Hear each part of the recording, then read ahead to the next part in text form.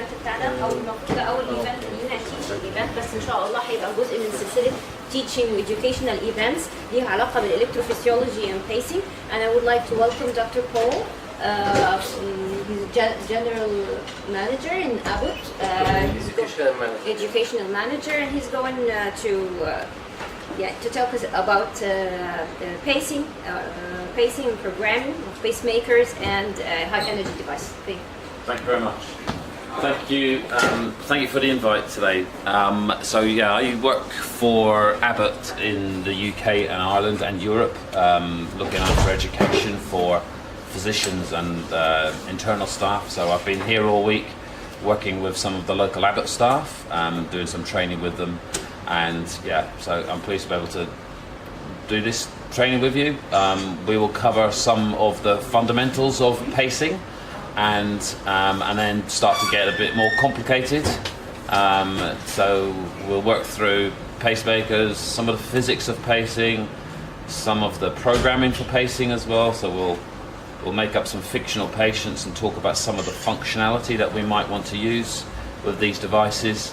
And then we will tomorrow a little bit of CRT later on today, and how to optimize CRT, how to get the best out of a CRT device. And then tomorrow we'll move more into the high power stuff, so the ICD functionality a little bit tomorrow. So I hope that's okay. If I talk too fast, you can say slow, okay? Just tell me, okay? Because my Egyptian is not so good.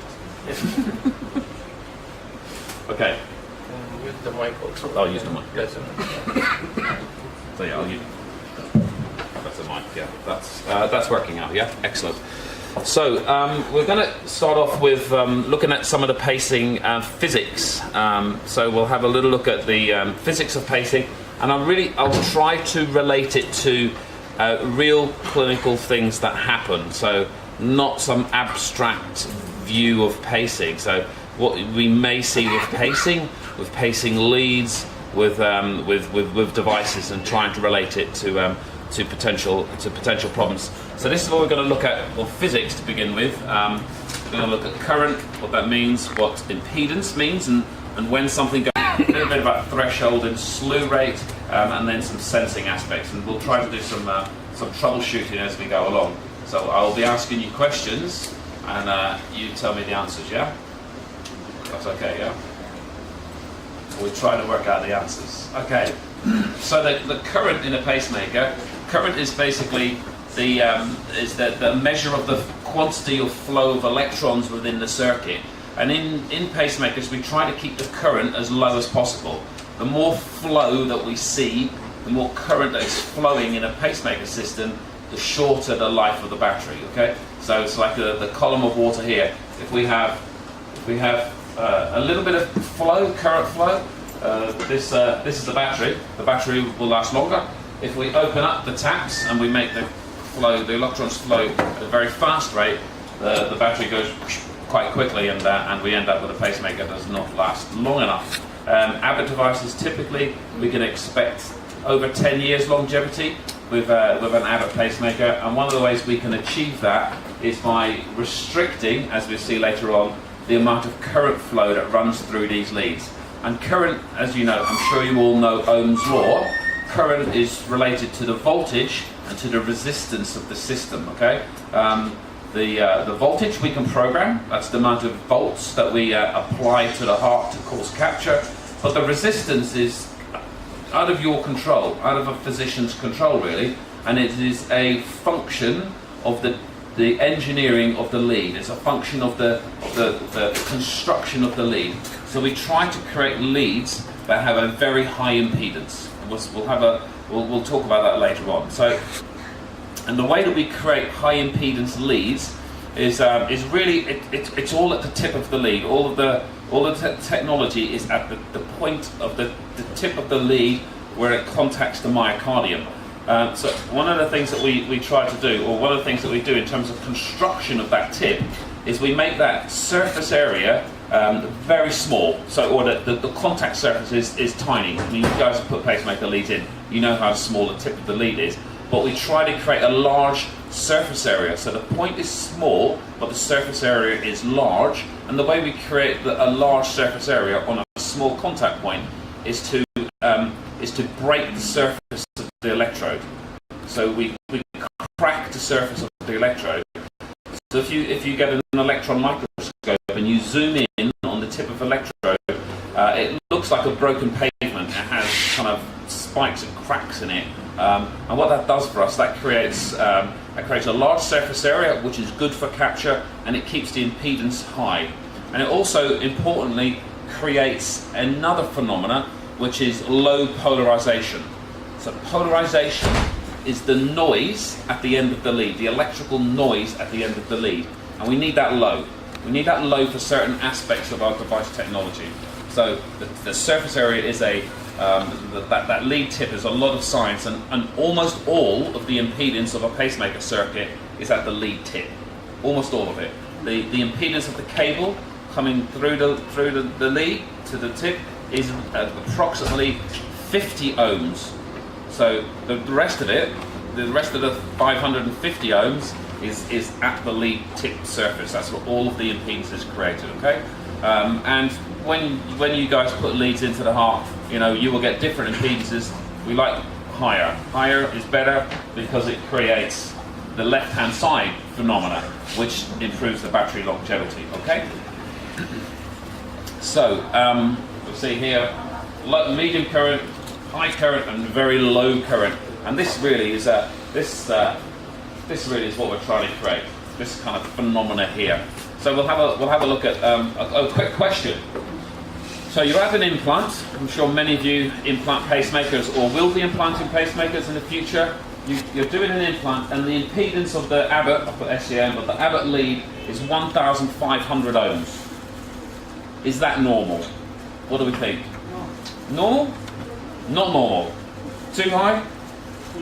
Normal from 300 to 1,000. Yeah, so normal, absolutely right. So the normal impedance of a pacemaker lead is about 300 to about 1,000 ohms. So if you see patients in long-term follow-up, they're in between 300 and 1,000 ohms. But this implant is 1,500. So what has happened?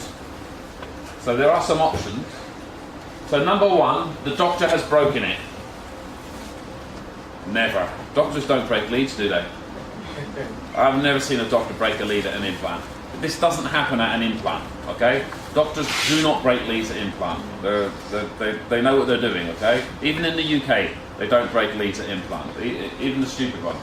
Okay, the insulation is damaged, so it's not this, it's not this. If the insulation is damaged, what we see is that we have extra holes here, so we have more current flow, we have less impedance. So your impedance will go low. The lead has perforated. Should be the same. So if your lead perforates, the impedance of the system does not change significantly. It was a very small drop, but not very significant. If you put it into the lung, it goes very high. Okay, if I get a pacemaker lead and I put it into a vein in my arm, I just insert it into a vein. We'll come back to that one. And then the black and reds are not connected properly. So you know the connectors, the crocodile clips. If you reverse the crocodile clips, things can go funny. Okay? So if you reverse the crocodile clips, the impedance will go very low because you're using the ring electrode as the capture point, and that's a very, very large electrode compared to the lead tip. So this would create low, this would no change, this would be dropped, but would be really unusual at an implant, okay? And this would be really unusual at an implant, so if you did this, it would go very high. So what's happened here, and sometimes we see this at implant, is that the lead just hasn't been in the system, in the body, long enough. So remember I was talking about the lead surface being very cracked and has lots of valleys in it, microscopic valleys in it, and it's a porous electrode, so it's not wet enough yet. So the electrode surface area is not fully soaked with blood, and all of the gaps in the electrode are not fully saturated. And sometimes you'll see this when you put a lead in, you do a threshold and the threshold is high. Straight away, threshold is 3 volts, yeah? Ever seen that? Put a lead in, threshold's 3 volts. And then 3 minutes later, threshold is normal, okay? This is, we sometimes call it injury current. In the UK they call it injury current. It's probably not injury current, it's probably this. The lead is not wet enough yet, and all of the surface area of that electrode is not soaked with blood. So we're not using the whole surface area of that electrode, okay? So when you put a lead in, there's some physics going on. You put a lead in, you fix it to the heart, the threshold is high, wait. Don't move the lead, just leave it. Give it 2-3 minutes. If threshold is coming down, wait. And it will come down to normal, okay? And all that's happening is that the electrode is getting soaked with blood, and all of the small gaps in that surface of that electrode are being soaked, and now you're starting to use the full surface area, okay? So basically, when you put it in, it has air on it. There is air in the cracks of the lead, okay? And that will dissolve off in after maybe 5 minutes, and it will all be gone, okay? So it saves you from pulling in a lead, putting it in again, pulling in a lead, putting it in, you know. And each time you do that, you increase the risk of, you know, which is, you know, pushing it through, which we don't want to do, okay? It is okay. So what do we think has gone wrong? And here is a chest X-ray. This is your A lead. This is your V lead. The lead is not going all the way inside. Yeah. So the physician has put the A lead in correctly, but has not pushed the ventricular lead all the way through. It needs to be coming out here. Okay. So when you put a pacemaker in, you put the lead in, and then you turn the torque screw, and then you pull the lead. Do you always pull the lead? Okay. So this doctor pulled this lead. He went tug tug, and it was fixed. Okay. It is fixed, but it's just the tip of it that is fixed. This bit here is fixed. This is where the screw is, and it's holding the tip of the lead like this. Okay. It needs to be holding the tip of the lead like this. Okay. And what we see here, so the tip is connected. That is the cathode. So we can now unipolar pace and sense. But this is the anode connector on the device, on the pacemaker. This is the anode connector on the lead. They are mismatched. So we are stuck with unipolar pacing with this patient. So when you are putting pacemaker leads in, it's, you know, you need to see, I'm sure you do it anyway, don't rely on tug tug. You need to see it in this terminal portion of the receptacle, okay? You need to see this all the way through here, confirm that, okay? The other thing you can do is do an impedance test from the programmer and make sure that these leads are within range, okay? So this is trouble because this is now we have to go back and open this patient up 1 day after implant. So the infection risk is going up high, and yeah, nobody wants to be doing that.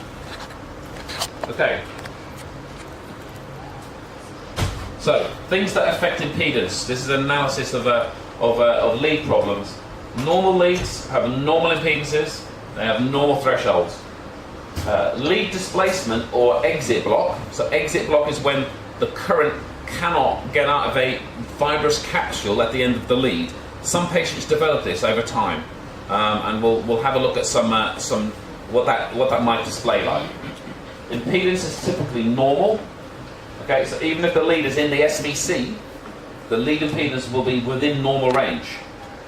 Okay, threshold will be high because it's displaced. Okay, if you have a lead fracture, we have obviously high impedances and we have a high threshold. If you have a lead insulation defect, the impedance will be low, but the threshold may or may not change. Okay, sometimes the threshold will change in a lead insulation defect, and we'll come on and look at a case where that has happened. Okay, the lead fracture. This is important. If the lead is fractured, for instance, if you see a footballer who breaks his leg in a football match, they break their leg and it is instantly broken. Yeah, it snaps. Pacemaker leads don't behave like footballers' legs. Okay, they behave more like sticks, green sticks. You know, like a brown. And they are connected a lot, so they're still connected like this, and they do this, and then you have a high impedance. When it's like this, it's normal. So you can have a fractured lead, but have a have this as normal. Okay, it can be a broken lead, damaged, but produce normal impedances. The devices will do daily checks on impedance, but that's one a day. One impedance, once a day. Maybe the patient's lead is like this, and it's all good. It could be a broken lead, okay? So what we look for in trends of impedance is normal, normal, normal spike, normal, normal, normal spike, normal, normal spike. When it's doing that, you have a compromised lead, and you need to try to investigate that, okay? Modern devices like the Abbott devices, if they detect very high impedances, they will switch to a different configuration. They will switch to unipolar pacing. Okay? Unipolar pacing is the more protected pacing because it's the cable on the inside of the lead. All right? Most fractures start on the outside, so the outside cable breaks, and that's where we have the problem initially. As time goes on, you may start to affect the inner cable as well. Okay? So what implant technique makes you more likely to have a lead fracture? Which access? Which venous access? Yeah, the subclavian. Yeah. So if you like to do subclavian, which we know is maybe the easiest and quickest, it's the one that's most likely to cause fracture of the leads, and it happens at the first rib and the clavicle. Okay, which is like some pliers, you know, like a tool, like it's like this here. It is okay. If you go cephalic or you go axillary, subclavian crush injury doesn't happen. Okay, so it's rare now. I think, certainly in the UK, it's rare now to be doing subclavian punctures. Most people are doing axillary punctures, or most are doing axillary, and some will do a cephalic cut arm. So it also reduces the risk of, if you move away from subclavian, the complication of a pneumothorax, which nobody wants a pneumothorax. So there are benefits, but the long-term benefits of an axillary or cephalic is that you don't have a subclavian crush injury. The more medial your stab, I'm sure you know, the more medial your stab for a subclavian, the higher the risk of crush injury. Okay, so if you see a fractured lead, or what looks like a fractured lead, step one, was it a subclavian? If it's a subclavian puncture and it's medial, you're probably dealing with a crush injury, and then you need to put the X-ray very concentrated here and have a very close look at this here. So, another case. This is another case where we have just a single chamber pacemaker patient. The patient comes to clinic and they have the following measurements. So the bipolar threshold is 2 volts, the bipolar impedance is 350, and the unipolar threshold is 1 volt, unipolar impedance is 550. So, what do we think is, you have these options here. Is the outer insulation damaged? Is the inner insulation damaged? Or is the lead perforated? What do you think? So this you really have to understand. If you understand the construction of the lead and how electricity moves, this becomes easy. Be an outer insulation failure as well. Usually they both exist at the same time. They come together at the same time, right? So outer insulation and inner insulation. And it's important to understand that there is an inner insulation failure here, because that means the lead is really compromised, okay? If the outer insulation is damaged, it's not good, but if the inner is damaged as well, this is getting quite serious, okay? You're running the risk of having a short circuit, okay? Which means the pacemaker patient doesn't get any pacing therapy, okay? So if they are reliant on a pacemaker, this is a problem. So to be able to diagnose a inner insulation failure is really important. And the key thing here is the unipolar threshold is lower than the bipolar threshold. That's the key. That's the thing that tells us that there is an inner insulation failure, okay? If you just have an outer insulation failure, you have a low impedance, but the thresholds are the same. There is no difference in thresholds. When you involve the inner insulation, we we see an increase in the bipolar threshold, and I'll run through it when we just. Actually, even the bipolar impedance is not that low. It's 350. Yeah. It's not that low, but remember, but this is a. You always diagnose insulation break when you go down below 300. Yeah, usually at about 300. But what you'll see, leads insulation is a gradual failure, and almost always the failure is the pacemaker on the lead. So the metal box, it's made of titanium, versus silicone, which is a liquid, right? Silicone is a liquid. So we make leads and cover them with liquid, which sounds unusual, but it's a viscous liquid, right? So when the pacemaker rubs on the lead, it will wear through it. So Abbott have developed a special coating called Optin, which is stiffer than silicone and reduces the likelihood of having a can-on lead abrasion. But can-on lead abrasion is what mostly we see, where the most of the insulation failures are in the pocket. And if you X-ray it, you cannot see it. It's impossible. Don't bother. Don't do X-rays for insulation. You can't see it. You have to. You can do electrical measurements. So as the box wears through the lead, the insulation defect gets bigger and bigger and bigger, and as the insulation gap gets bigger and bigger, the impedance gets lower and lower and lower. So they may start with impedance of 600, and then they're doing 600, 590, 580, 570, gradually declining down, okay?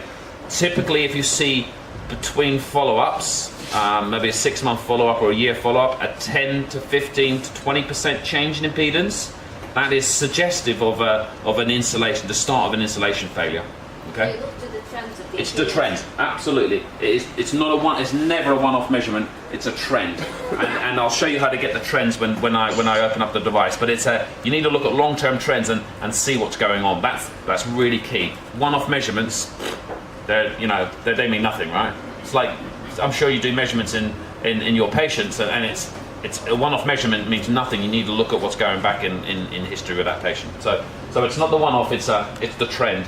So we'll go into the construction of the lead, because then we'll hopefully understand why we get a threshold rise. Okay. So this is the inner cable this is a normal pacemaker lead, not an ICD lead. So this is called a coaxial construction.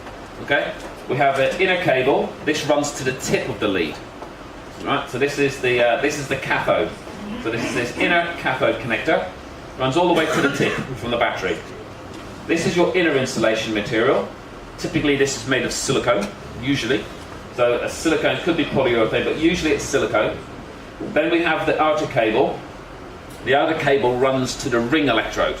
Okay? So this is going to the tip, this is going to the ring, and then this is our outer insulation. And on Abbott pacemaker leads, this is a compound called Optin, which is a mixture of silicone and polyurethane. So silicone is very fluid. It's a liquid, okay? But it's a very viscous liquid. But if you rub it, you can rub through it quite. This is in the pocket and they're moving, okay? It will rub through.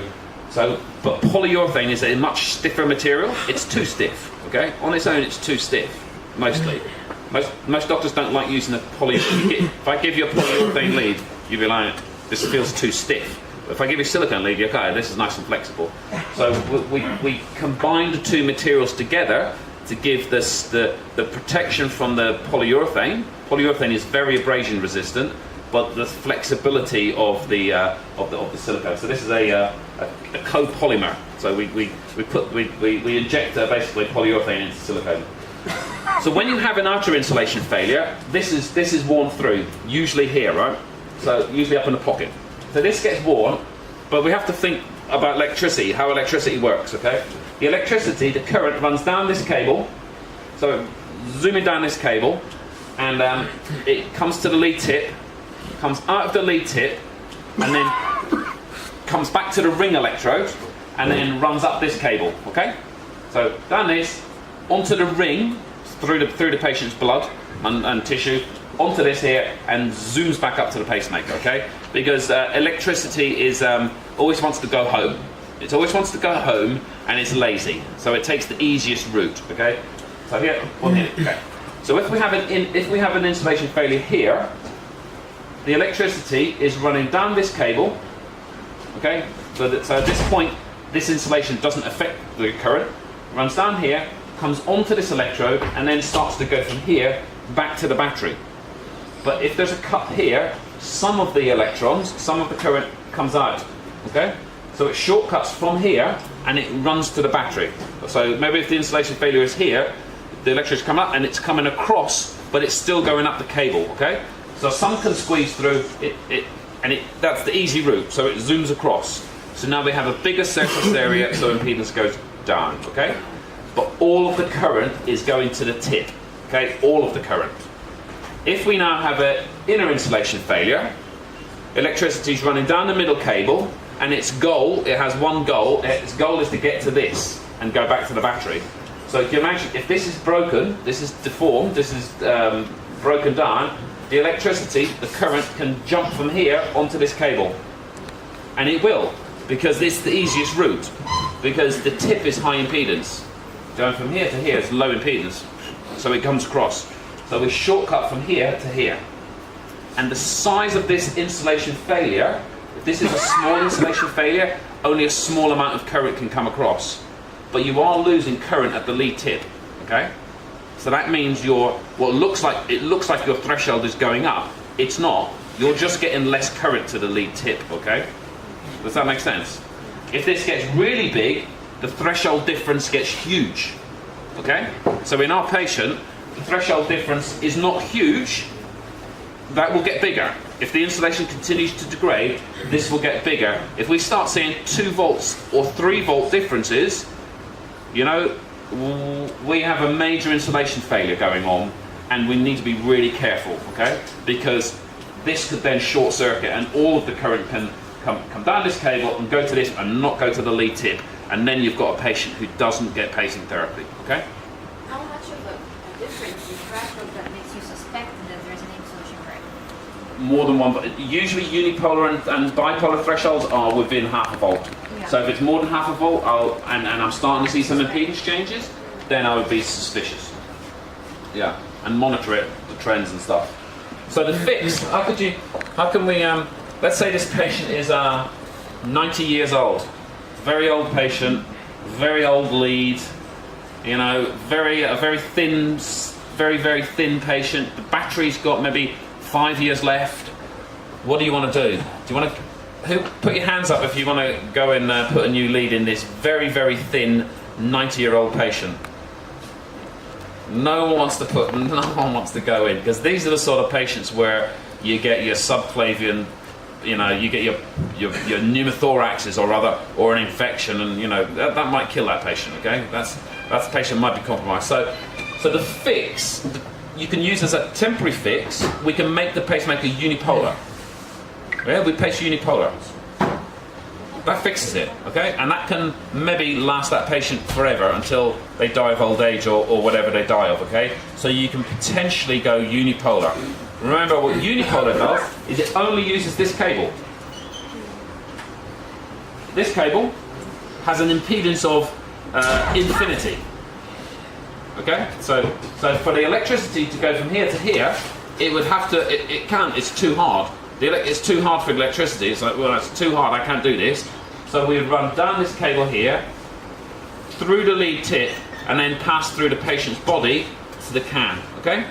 So a fix, you could use in certain individuals unipolar pacing as a fix. Okay? And as I said earlier, there are safety mechanisms in modern pacemakers where if we start to see impedance changes, significant impedance changes, the device will automatically flip to unipolar mode.